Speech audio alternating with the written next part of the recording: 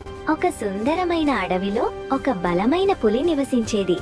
ఒకరోజు బాగా వేటాడి అలసిపోయిన పులి ఓ పెద్ద చెట్టు కింద చల్లని నీడలో విశ్రాంతి తీసుకుంటూ నిద్రలోకి జారుకుంది. అంతలో చెట్టు మీద ఆడుకుంటూ ఉన్న ఒక చిన్న ఎలుక జారి పులి మీద పడింది.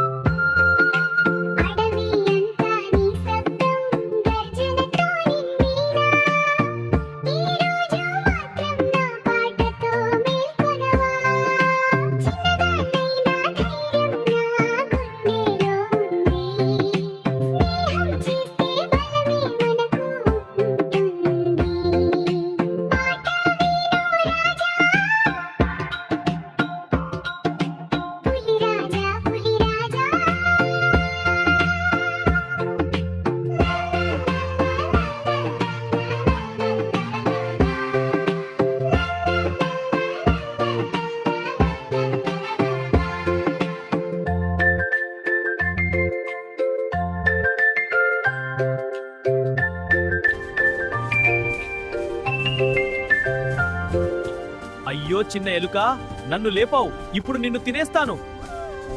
వద్దు పులిరాజా, నన్ను తినవద్దు. నేను చిన్నదాన్ని. ఒకరోజు నేను కూడా నీకు సహాయం చేయగలను. దయచేసి నన్ను వదిలేయండి. నువ్వా నాకు సహాయం చేయడం? అవును. సరే పో, ఇకపై జాగ్రత్తగా ఉండు. ఒకరోజు పులి వేటాడుతూ ఉండగా ఒక వేటగాడు వేసిన బలమైన వలలో చిక్కుకుంది.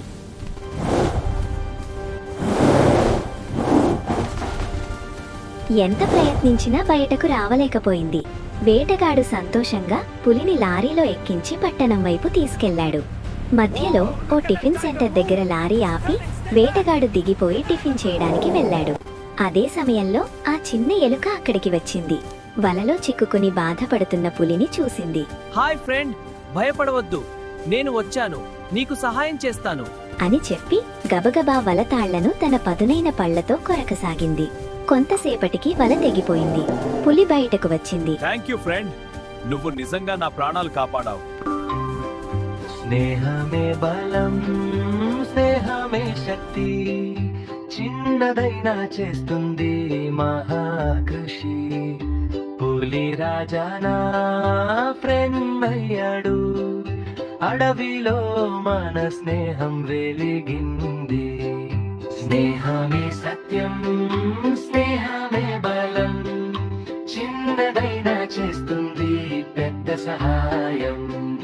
మనసు మంచిదైతే గెలుస్తాం ఎప్పుడు, స్నేహంతో నిండిన జీవితం అందంగా ఉంటుంది.